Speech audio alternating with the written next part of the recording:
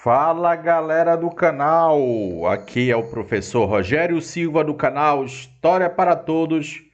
Vamos para a segunda parte da aula 5, que trata lá do conteúdo do item 5 de Realidade Brasileira para o Concurso Nacional Unificado, ok? Deixe seu like, inscreva-se no canal. No final do vídeo teremos novidades para vocês, atendendo a pedidos, ok? Então, nosso conteúdo, gente, ele começou no vídeo anterior, tá? Quem está chegando agora, tá vendo esse primeiro vídeo, nós temos aí, sei lá, já perdi até as contas, umas 6, 7 aulas anteriores. Essa aqui é a segunda parte da aula 5. Na aula anterior, nós falamos sobre as manifestações culturais. Hoje nós vamos ver os movimentos sociais e a garantia de direito das minorias. Beleza? Um conteúdo bem tranquilo, embora um conteúdo muito triste, que nós observamos as desigualdades no Brasil principalmente, né, gente? Então, gente, muitas das vezes essas minorias, em número absoluto, nem são minorias. É a população indígena, é a população pobre, são as mulheres, são os trabalhadores sem terra, são os atingidos por barragem, que muitas das vezes, em determinado recorte de movimento, de grupo social, acabam sendo a maioria. Mas, infelizmente, é uma maioria marginalizada, ok? Então, aqui nós temos alguns exemplos de movimentos sociais. Nós iremos tratar de alguns aqui, tá, gente? Movimento ambientalista, movimento pela luta pela terra, a galera do GLBT, o movimento dos atingidos por barragem, o movimento dos sem-teto, são exemplos de movimentos sociais no Brasil e no mundo, ok? Aqui nós tratamos inicialmente das minorias étnicas, né? No Brasil, podemos destacar principalmente os negros e os indígenas. Hoje, os índios são minoria absoluta em números e também uma minoria social. Você que chegou agora, está vendo pela primeira vez essa aula, existe uma aula exclusiva aqui no canal, contando todos os detalhes sobre as populações indígenas, correto? Essas populações indígenas que sofreram ao longo da história do Brasil uma despopulação, uma redução da população, uma redução, como diz aí no slide, das condições materiais, uma desestruturação, uma bagunça total do seu modo de vida tradicional. Então foram escravizados e foram trazidos, entre aspas, para a população civilizada. Acabaram levando a pior nesse momento, né? Os negros que vieram para o Brasil da África foram escravizados durante praticamente 400 anos, né? E isso deixou sequelas. A escravidão deixou sequelas na formação social, na distribuição de renda, no acesso à educação desses negros no período contemporâneo. Então, hoje, nós negros sofremos com o quê? Com racismo, discriminação, marginalização, miséria, tudo isso imposto pelo sistema capitalista e colonialista europeu, hoje pelo capitalismo moderno. Lembrando outra vez aqui, nós temos uma aula aqui exclusiva no canal que fala sobre os negros também, tá? A história dos negros no Brasil ficou bem bacaninha, ok? Então nós temos aqui uma aula exclusiva sobre os indígenas e sobre os negros, por isso eu não vou entrar em maiores detalhes aqui. Aqui nós temos, gente, o Atlas da Violência divulgado em 2023, correto? Esse Atlas da Violência de 2023, ele trouxe dados de 2011, de 2021, de 2022, de anos anteriores, correto? E aí nós temos um recorte temporal, olha. Violência contra indígenas. Na contramão da tendência nacional, os homicídios indígenas cresceram, né? 29% desde 2011. Então, tivemos uma tendência nos últimos anos de redução da violência, mas dentro da população indígena cresceu, né? 6 em cada assassinatos de indígenas são concentrados aqui nessa região que está determinada no mapa aí, olha. Roraima, Amazonas e Mato Grosso do Sul, né? Destaque aí para a região norte do país, ok? Outro dado aqui do Atlas da Violência 2023, violência contra as pessoas negras. Alguns desses dados mais específicos eu já tratei em vídeos anteriores. E aqui, só para pegar como um exemplo, o recorte aqui, né, gente, é a taxa de mortalidade. 31 em negros e 10 em não negros. Lembrando, gente, a taxa de mortalidade, a taxa de homicídio, sempre pego a população dividido por 100 mil habitantes. Geralmente é isso que acontece. E aí tem esse número aí, essa média matemática, podemos assim dizer. Tá? Não é 31%, é um número, tá? 31 para negros e 10 para não negros. 2,9, quase 3% maior, né? O risco de um negro morrer assassinado do que um não negro. O que mostra, né, gente, a necessidade da luta do movimento negro para mudar essa realidade no período contemporâneo. Nós temos aqui, gente, a população de baixa renda, né? Em todo o mundo, a população de baixa renda representa grande parte das minorias sociais.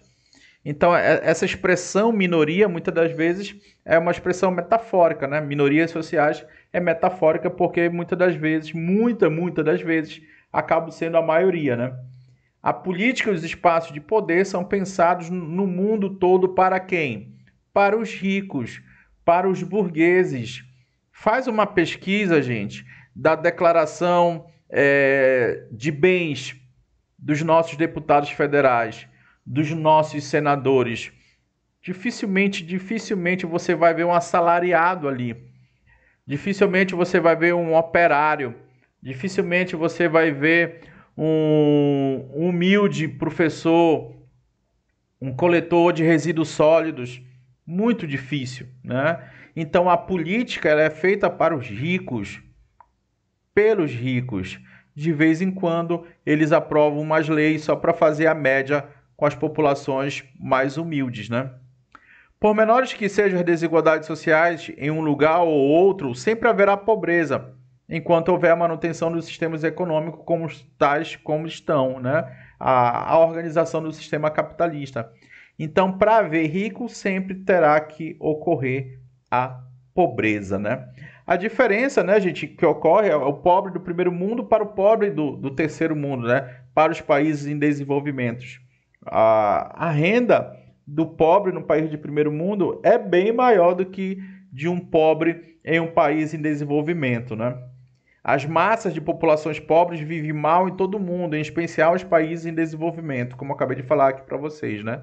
Eu já falei numa videoaula aqui, né? Eu estava vendo uma entrevista, né? Falando sobre a renda, etc. no mundo, né?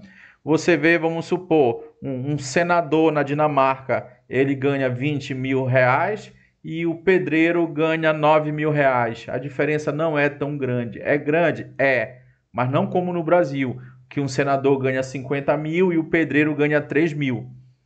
Então essa é a diferença quanto à questão da renda, né? Passo fome, não tem acesso à alimentação digna, necessidade para a manutenção da vida saudável, acesso a saneamento básico, cultura e educação. Então, o elemento de renda não proporciona essas questões que são importantes para a formação da dignidade da pessoa humana, do cidadão. Está dizendo aí, olha, alimentação, saúde, saneamento básico, cultura, educação. Dificilmente, gente, por exemplo, uma pessoa pobre, uma pessoa miserável, vai ter acesso, por exemplo, a teatro, vai ter acesso a um plano de saúde bacana, legal, tudo muito bem organizado. Então, essa segregação aí social é muito forte, né? Aos pobres não são dadas as chances reais de superarem suas condições de vida, a não ser por raras exceções ou por um esforço realmente descomunal, né? Então, por exemplo, dificilmente você vê um pobre num curso de medicina.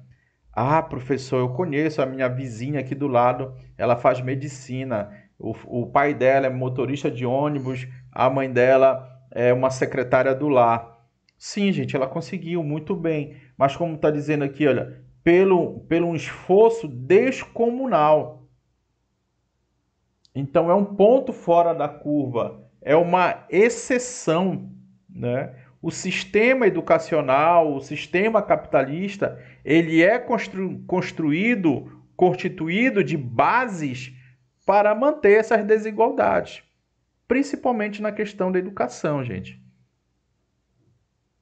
Minorias sociais e lutas por direitos.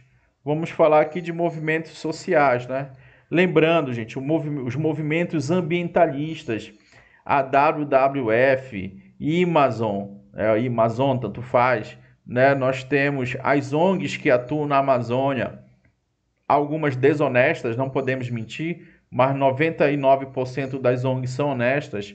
O Greenpeace, que hoje está muito em debate, né? Essa questão do meio ambiente. O ano que vem vai acontecer a COP30 na região norte do país, em Belém do Pará. Então você tem que atentar muito para isso, gente, para as suas provas. Tanto quem está vendo esse vídeo para o concurso público nacional unificado, quanto para os próximos concursos, tá, gente? Esse vídeo aqui, ele é atemporal.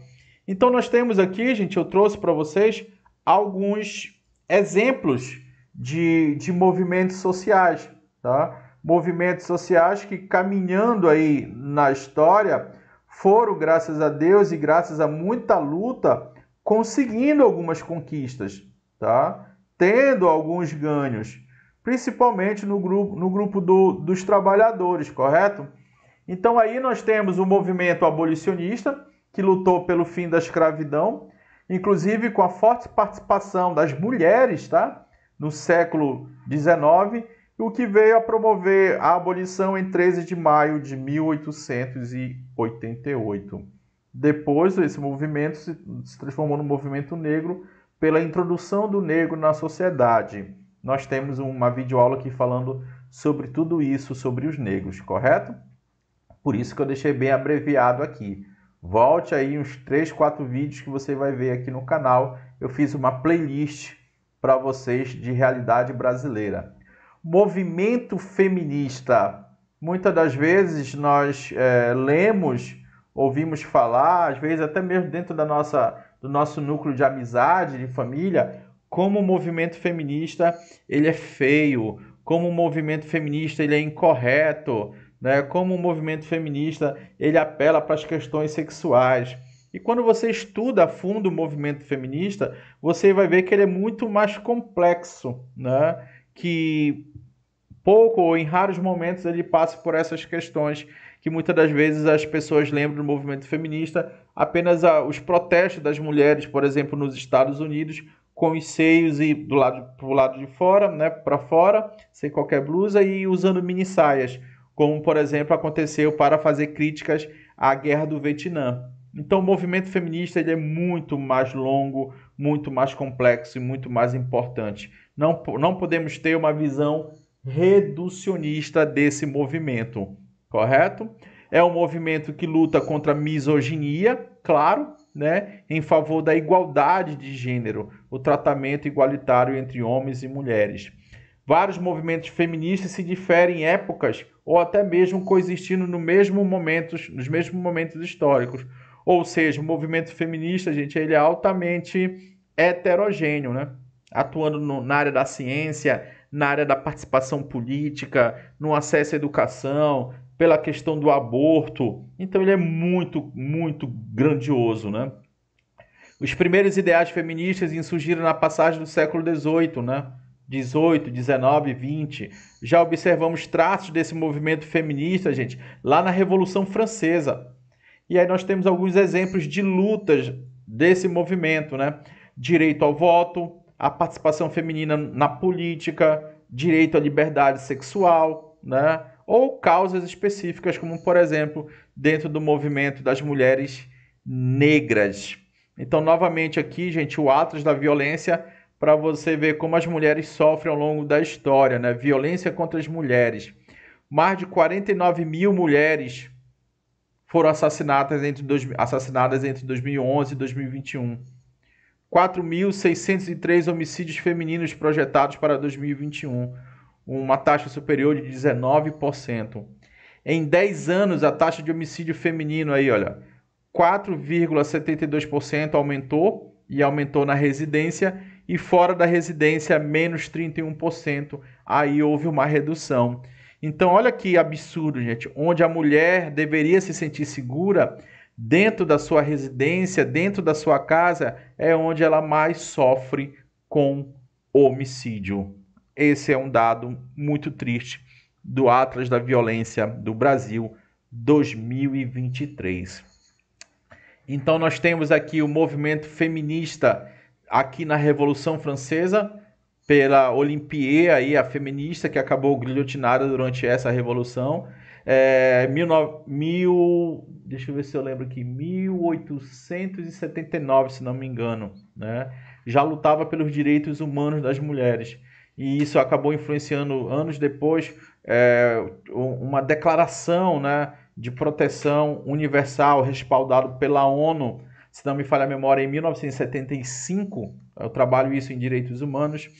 Foi muito importante essa luta na Revolução Francesa, influenciando depois já o século XX, né? Nos Estados Unidos aqui tivemos mulheres lutando pelo direito do voto, pela participação da mulher negra, contra a guerra do Vietnã e por aí vai, né? No Brasil, nós temos grandes figuras das mulheres, né, como na imagem aí, lutando pela questão da Constituição de 1988, participando da Constituinte. E eu trouxe alguns nomes aqui que muitos de vocês desconhecem, né, de importantes mulheres. No século XIX, Anísia Floresta, na década de 20, a Berta Lutz, década de 50, Romy Martins, década de 70, a Terezinha Zerbini, década de 80, um grande avanço para as mulheres, a Delegacia de Defesa da Mulher. E, logicamente, não está aqui, nós não podemos esquecer da senhorita Maria da Penha, né, que influenciou fortemente a criação da Maria da Penha. Hoje nós observamos várias viaturas, né, da cor rosa, são viaturas e grupos militares, por exemplo, por todo o Brasil, que trabalham com essa questão da luta contra a violência pelas mulheres e o atendimento das mulheres quando são agredidas, muitas das vezes pelos seus companheiros, né? Então, gente, observa o movimento feminista aqui, olha, século XVIII, século XX, século XX, século XXI, ele é muito grandioso, é um movimento secular. Belezinha? Seguimos. Movimento GLBTQI+, né? Existem outras siglas, tá, gente? Eu trouxe aqui a sigla que é mais usada em prova, é mais conhecida pela população brasileira, tá certo? Então aí primeiramente você tem que conhecer, né, o significado dessa sigla, né?